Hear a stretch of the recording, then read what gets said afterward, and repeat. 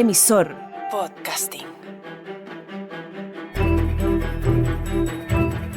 Esto es Historia Freak, el podcast donde toda historia tiene algo de historieta. Con ustedes su anfitrión, Joaquín Barañao.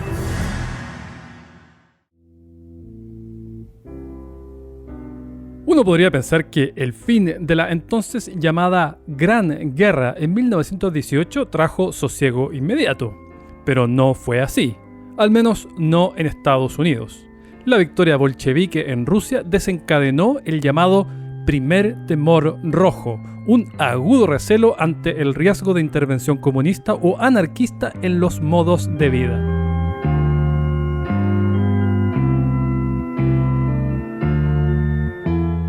El antecedente directo fue la oleada de bombazos de 1919. Anarquistas inspirados por Luigi Galleani enviaron los artefactos por correo y, de remitente, anotaron la tienda neoyorquina Gimbel Brothers. Uno de los paquetes fue devuelto por carecer de sellos suficientes. Un funcionario de Gimbel Brothers abrió el paquete y examinó su contenido: botella de ácido, explosivos y reloj. En lugar de dar la alarma, empacó todo de vuelta, añadió los sellos faltantes y envió la caja de vuelta al correo. Con la histeria en su apogeo, la policía de Massachusetts arrestó a dos anarquistas italianos, Nicola Sacco y Bartolomeo Vanzetti, y los acusó de 2 asesinatos. El juicio se celebró en medio de esta atmósfera enrarecida y, pese a las protestas de medio mundo, Mussolini incluido, acabaron en la silla eléctrica. El pasaje fue llevado al cine con música de Ennio Morricone y letra y cuerdas vocales de Joan Baez.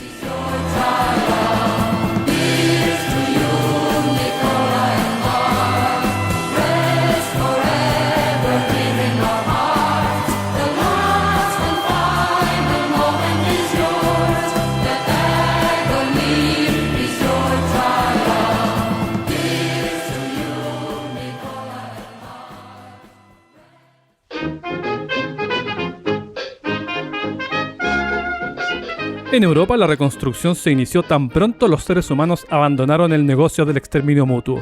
Con bastante rapidez, Occidente entró en una era de boyante prosperidad. Se masificaron los automóviles, los teléfonos, el cine, la radio y los electrodomésticos. Llevado por el tráfago del entusiasmo, Carlo Pietro Giovanni Guglielmo Tebaldo Ponzi ofreció ganancias del 50% en 45 días o 100% en 90 días. Cuando un columnista financiero de Boston publicó que no había forma de que generara tales utilidades en forma legal, Ponzi lo demandó por difamación y ganó $500,000 en daños y perjuicios. Pronto transpiró que se trataba, desde luego, del mecanismo que hoy llamamos esquema Ponzi.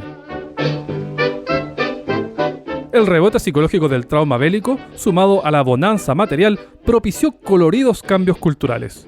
Son los días del Art Deco, del surrealismo, del jazz. En los países angloparlantes brotaron las flapper, mujeres de faldas cortas y que prescindían del corsé, maquilladas en extenso pelo semicorto, afines a la atrevida nueva música y que no le hacían asco a vicios impropios de una dama, como los licores fuertes, el tabaco o la conducción veloz. Ilustra el destape que los vestidos femeninos en Estados Unidos pasaron de casi 20 yardas de tela previo a la guerra a tan solo 7. Los locos años 20, los llamaron los franceses.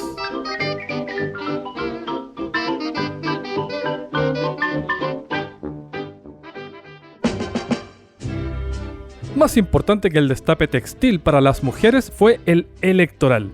El movimiento del voto femenino adquirió una potencia ya inatajable, en especial como consecuencia de la trayectoria que siguió Estados Unidos. En 1920 fue el turno de Tennessee de votar la ratificación, lo que daba la opción de completar los 36 estados requeridos. En la Cámara de Diputados estatal solo se logró un empate, insuficiente. Segunda votación, de nuevo empate. Recién en la tercera ronda, Harry Byrne, un diputado republicano de 24 años, cambió su voto e hizo historia. Después declaró: Sé que el consejo de una madre es siempre el más seguro para que su hijo siga, y mi madre quería que yo votase por la ratificación. Resulta que, minutos antes, había recibido una nota de ella. ¡Hurra! Y vote por el sufragio y no los deje en duda. No olvides ser un buen niño. La masificación de la radio y el cine trajo al mundo la primera gran oleada de celebridades, tales como el matrimonio de actores formado por Mary Pickford y Douglas Fairbanks, el Angelina Jolie-Brad Pitt de la época, o Isadora Duncan, la idolatrada bailarina, asfixiada hasta la muerte en 1927 cuando una rueda del arrebatador convertible en que viajaba atrapó su bufanda de seda, o Coco Chanel, el canon del buen gusto, cuya insolación accidental en la Riviera Francesa transformó la piel bronceada, hasta entonces considerada propia de campesinos y albañiles, en una moda asociada a vacaciones y riqueza. Aunque infalible, Chanel no era. Respecto de la minifalda, así llamada no por su tamaño, sino que por la adoración de la diseñadora por el auto homónimo, vaticinó en 1966 que no era más que un mal chiste que no durará, no con el invierno en ciernes. Por supuesto, el mundo conservador no apreciaba el despeinado rumbo que adquirían las cosas, que el pelo corto en las mujeres era indecoroso, que el voto femenino desestabilizaría el hogar, que el surrealismo era degeneración. El jazz fue culpado, entre otros muchos males, del ataque al corazón de un cornetista clásico de avanzada edad, de la desfavorable balanza comercial entre Estados Unidos y Hungría, del detrimento en la calidad de los tenores italianos, del declive de la civilización moderna y hasta de espantar osos en Siberia. Los locos años 20 son también la década en que la aviación transicionó desde un recurso en esencia bélico al imaginario popular masivo. Sucede que cientos de haces quedaron cesantes de un guaracazo con el fin de la Gran Guerra. Sus aeroplanos eran derivados a museos o coleccionistas. Hoy, la muestra más grande es la del cineasta Peter Jackson.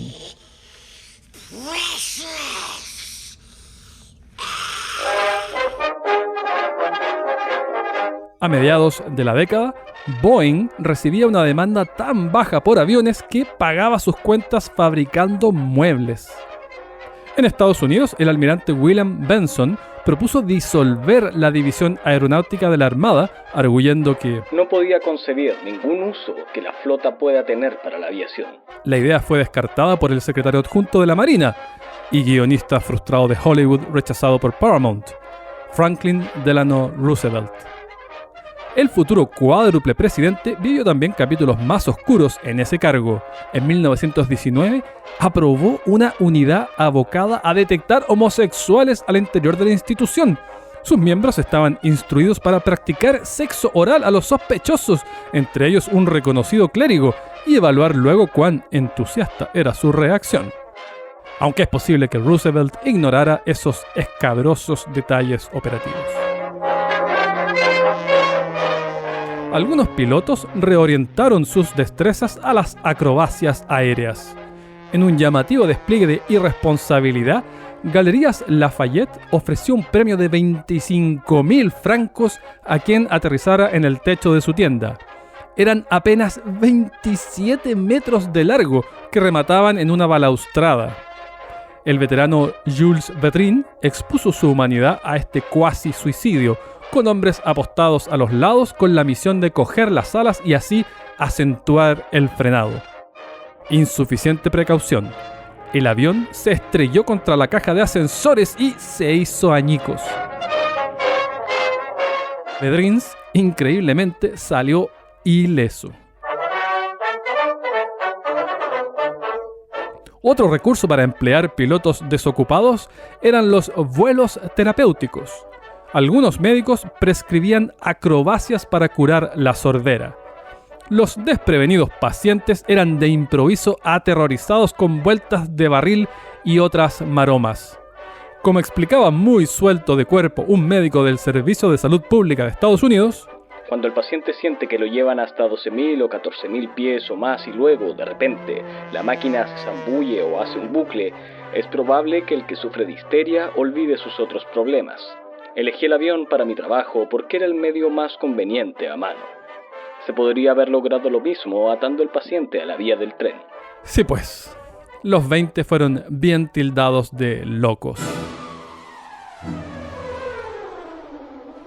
En similar sintonía, el hotelero neoyorquino Raymond Ortega ofreció $430,000 en plata de hoy a quien acometiese con éxito un desafío que, si bien no tan descerebrado como el de Galerías Lafayette, sí era mucho más sustancial: volar sin escalas desde Nueva York a París o viceversa. René Fonck intentó atrapar el botín en 1926. Nadie estaba seguro de si acaso los motores podrían elevar tanto combustible y por lo tanto cada gramo debía ser cuidadosamente escogido. Pero Fonck había eliminado la palabra cautela de su diccionario personal. Hablamos aquí de un as de la Gran Guerra que sumaba 75 derribos en el currículum, solo detrás del Barón Rojo y sus 80 pepas. Fonck empacó combustible extra, un copioso equipo de emergencia, 2 tipos de radios, ropa de recambio, regalos para amigos y colaboradores, abundante comida, vino y champaña. Como si la oferta gastronómica de París no estuviera a la altura de su paladar, añadió una cena de tortuga, pavo y pato para celebrar en Europa. El avión, para sorpresa de nadie, no fue capaz de despegar. Se estrelló a toda velocidad con el fin de la pista y los 2.850 galones de combustible estallaron en una gigantesca bola de fuego. 2 de los 4 tripulantes murieron calcinados. El año siguiente, Charles Lindbergh se lanzó sin cena de tortuga ni botellas de champaña. Oficio no le faltaba. Su tarjeta de presentación rezaba: trabajo en ferias y carnavales, ofrezco cambio de avión en pleno vuelo, caminata en alas, salto en paracaídas, escapadas, fuegos artificiales nocturnos, senderos de humo y vuelo para sordos. La madrugada del 20 de mayo de 1927 despegó desde Long Island a bordo del Spirit of St. Louis. El aeroplano cargaba el combustible en la zona frontal para no aplastar al piloto entre el estanque y el motor en caso de colisión. Debido a esta narizota, Lindbergh no podía ver hacia adelante y debía ladearse o usar un periscopio para otear el horizonte. Tras 33 horas y media de lucha contra el sueño, carámbanos de hielo en la aeronave y la inmensidad atlántica sin puntos de referencia, avistó Le Bourget en las afueras de París. Era uno de los aeropuertos más activos del mundo. De hecho, es por el tráfico entre Le Bourget y Londres que nació la expresión Mayday, posiblemente como anglificación del francés M'aides, ayúdame. Hemos perdido 2 motores, Mayday, Mayday, Mayday. El SOS funcionaba de pelos para el Morse, pero la S se oía mal por radio. Lindbergh no tenía Le Bourget marcado en su mapa, solo sabía de su ubicación general. En su afán por encontrarlo, avistó un mar de luces. Será un complejo industrial, pensó. No imaginaba que eran los focos de miles y miles de autos atrapados en el mayor embotellamiento de la historia de París, tripulados por curiosos que por nada del mundo se perderían ese aterrizaje histórico.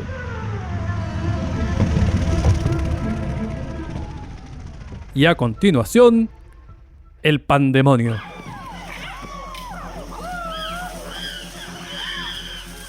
Para partir, la muchedumbre arrancó trozos de la tela del avión a modo de souvenir. La mañana siguiente se reunió más de 1 tonelada de objetos perdidos, incluyendo 6 dentaduras postizas. En los primeros 4 días, los periódicos estadounidenses escribieron unas 250.000 notas que sumaron algo así como 36 millones de palabras. Lindbergh había suscrito a su madre a un servicio de recortes de prensa y la pobre se horrorizó al ver llegar a su casa una flota de camiones con varias toneladas de papel. Durante semanas, la portada de Time fue sobre aviación. Lindbergh voló luego a Londres. Para evadir el gentío que lo esperaba en el aeródromo, hubo que evacuarlo en auto escondido bajo una manta, bajo el pretexto de que transportaban a una mujer herida.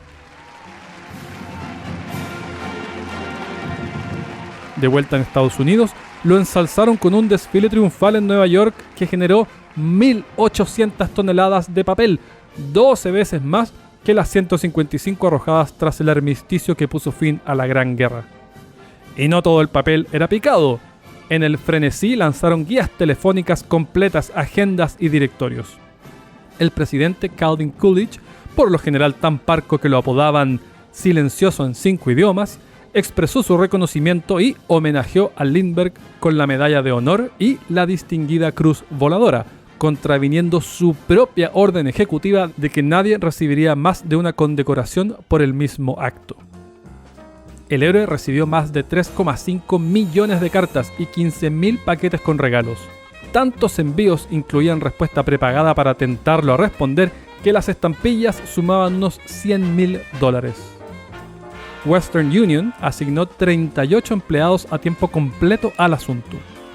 Cuando la madre del piloto viajó, 500 policías se apostaron en la estación de trenes para contener a las masas.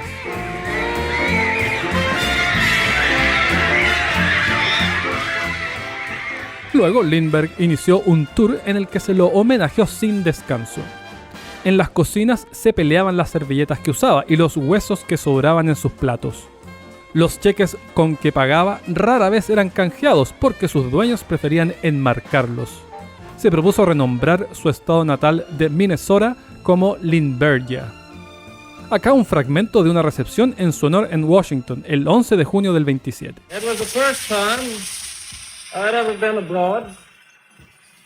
I've seen a number of very interesting things as I flew over southern England, the south coast of Ireland, and France. En Francia le concedieron la Legión de Honor y un poco más al este no otro que Hermann Göring lo agració con la Cruz de Comandante de la Orden del Águila alemana. Roosevelt llegó a comentarle a su secretario del Tesoro: Si muriera mañana, quiero que sepas esto. Estoy absolutamente convencido de que Lindbergh es un nazi. A falta de más pasto de fama, Lindbergh se asoció con el Nobel de Medicina Alexis Carrel y codiseñó una bomba de perfusión para mantener órganos vivos fuera del cuerpo, pavimentando así el camino a los trasplantes. Producto de tan desmedida popularidad, un inmigrante alemán razonó que habría buena plata en rescate si secuestraba a su hijo de 20 meses de edad. El suceso fue tildado de la mayor noticia desde la resurrección. El niño apareció muerto, el malhechor fue capturado y el subsiguiente juicio se convirtió en un circo mediático de obturadores murmurantes y flashes enceguecedores.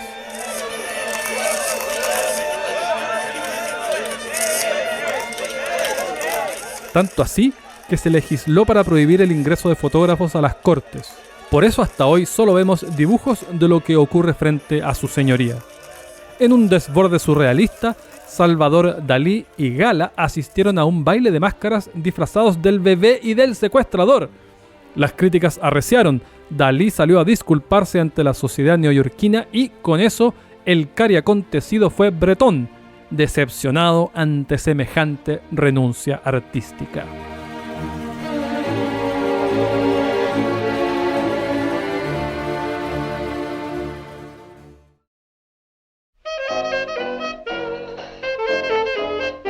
Además de los quehaceres aéreos, otra cara visible de la bonanza de los 20 son los rascacielos que comenzaron a redibujar la silueta de las metrópolis. El fenómeno se dio con especial fuerza en Estados Unidos, al punto que para el 27, incluso la discreta localidad de Beaumont, Texas, tenía más edificios de 10 pisos o más que Londres, París o cualquier urbe europea. Y dentro de Estados Unidos, el pandero lo llevaba, por supuesto, Nueva York. Muchos de esos rascacielos fueron construidos por indígenas Mohawk, contratados en masa a causa de su misteriosa inmunidad al miedo a las alturas. Bueno, y el menor salario tampoco dañaba. Las expectativas no siempre fueron satisfechas. Ejecutivos de J.D. McMahon persuadieron a un grupo de inversionistas de financiar un rascacielos en Wichita, Texas. Una vez terminado, notaron con horror que se alzaba a solo 4 pisos del suelo. La compañía se defendió de la demanda argumentando que la altura de 480 indicada en los planos correspondía a 480 pulgadas, o sea 12 metros, y no a 480 pies, 150 metros. el juez le dio la razón a J.D. McMahon. Las especificaciones del plano estaban cumplidas y hoy se lo conoce como el rascacielos más pequeño del mundo. Con el Empire State, por el contrario, no hubo truco alguno. El 29 se anunció que la altura subía de 1050 a jactanciosos 1250 pies. ¿La razón? Operar no solo como espacio inmobiliario, sino también como estacionamiento de dirigibles. El edificio fue erigido en menos de 15 meses y a un coste de apenas el 57% del presupuesto original. Pero ni así dio mucho tiempo para amojonar esta funcionalidad. Solo un dirigible privado lo utilizó durante 3 minutos. En realidad, jamás hubo abordaje o evacuación masiva de pasajeros de dirigibles en edificio alguno. 6 años después de la inauguración del Empire State, un dirigible alemán de la clase Hindenburg, así llamada en honor al ex mariscal Paul von Hindenburg de la Gran Guerra, estalló en una llamarada apocalíptica en Nueva Jersey. La hecatombe fue captada en film y este es el audio original.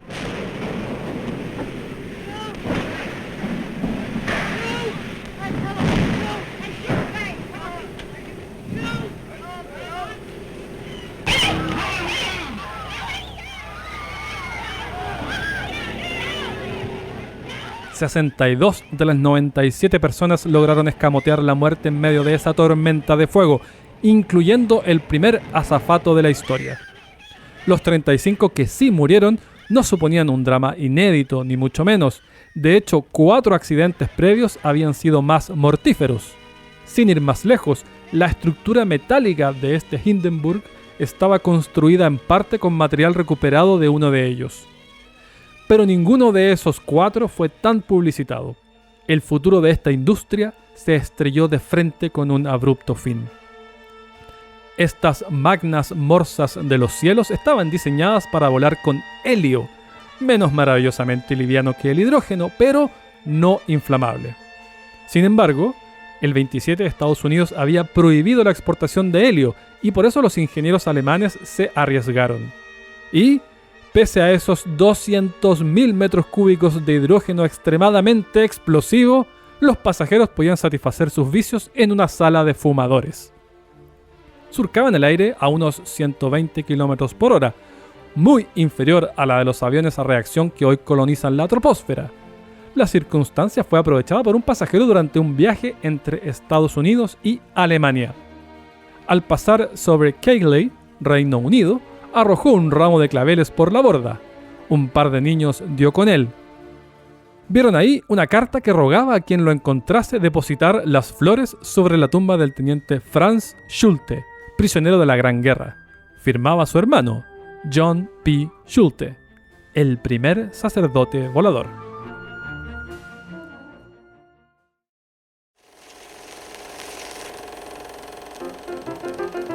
El hervidero de los 20 adoptó también la forma de una obsesión por esa nueva fantasía que llamaban cine.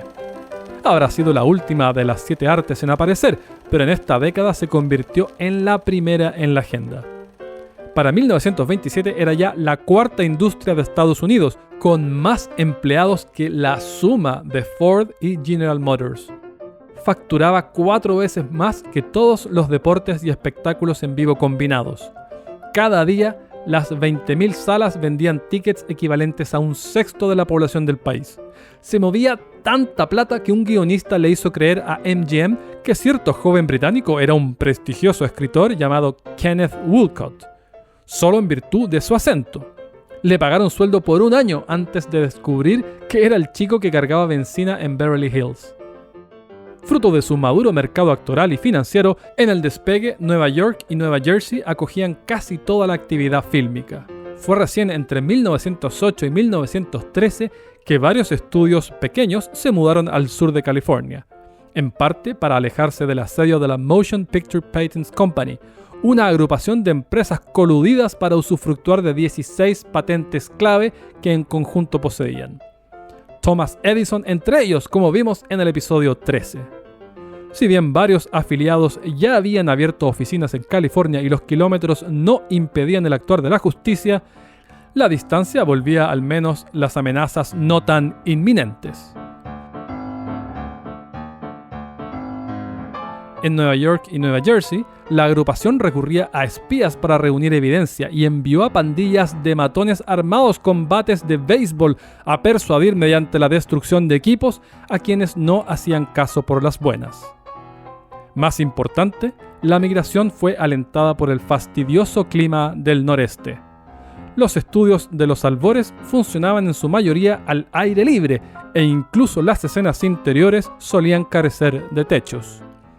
Mientras la escala era pequeña, la producción en Nueva York y Nueva Jersey funcionaba concentrando la actividad en los meses favorables, pero ya frente a demanda constante, el invierno probó ser un húmedo y engorroso obstáculo. En principio, las compañías habían sondeado locaciones en Florida, Texas y Nuevo México. A la postre, la búsqueda convergió a aquel famoso suburbio californiano, bañado también por el sol, pero con menos humedad y sin tormentas tropicales.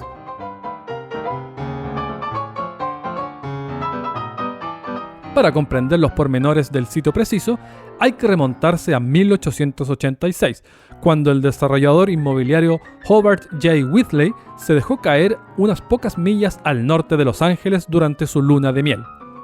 Mientras contemplaba el paisaje agrícola junto a su mujer y boceteaba en su libreta, se le acercó un desvencijado carretón cargado con leña, tirado por un caballo y conducido por un asiático.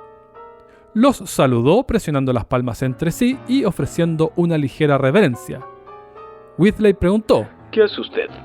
Me levanto al amanecer, derribo árboles viejos, cojo la leña. I up sunrise, all trees fall down, pick up wood, all time Hollywood. Hollywood, Hollywood, Hollywood, Hollywood. Es el nombre perfecto. Nombraré el nuevo pueblo Hollywood. Holly representará a mis ancestros británicos y Wood por nuestros antepasados escoceses.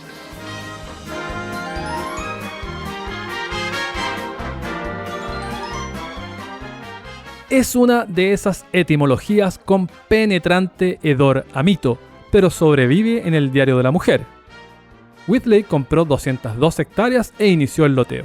Para cuando los competidores de Edison se lanzaron a la búsqueda de locaciones con más sol y menos gángster, Hollywood contaba con correo, hotel y comercio. No solo eso, los cielos de Texas y Nuevo México podrán ser igual de benignos para no despilfarrar fortunas en iluminación artificial, pero solo California concentra tal diversidad geográfica. En un radio de 80 kilómetros hay costa, bosques, montañas, islas, lagos y hasta un desierto. De haber prosperado Florida, veríamos westerns con manglares y pantanos de fondo.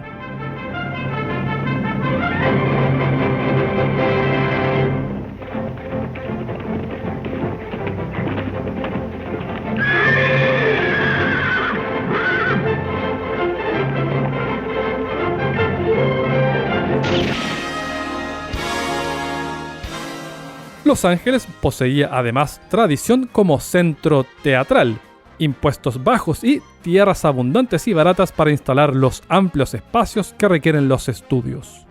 El constante flujo de residentes en busca de empleo mantenía los salarios a raya, en ocasiones a la mitad que Nueva York. La segunda fiebre del oro había llegado a California. Hollywood llegó a generar cerca del 80% del total de las películas del mundo. Contrariados con la invasión de saltimbanquis, los residentes gestionaron la prohibición de nuevos estudios y a los cineastas no les quedó otra que buscar alternativas en las inmediaciones. Dado que Hollywood era ya una marca, los barrios circundantes optaron por asociarse a su magia y glamour. Ivanhoe y Prospect Park cambiaron su nombre a East Hollywood y Lancashire a North Hollywood y Laurelwood a Studio City.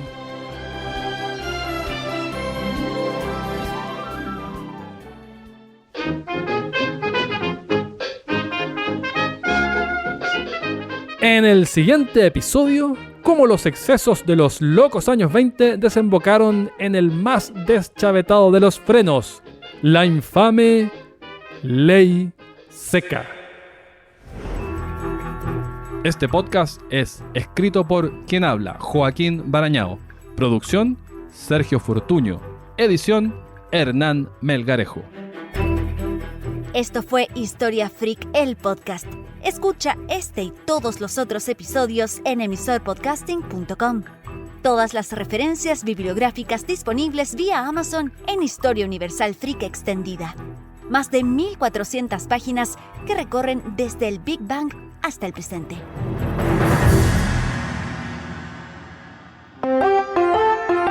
Emisor Podcasting.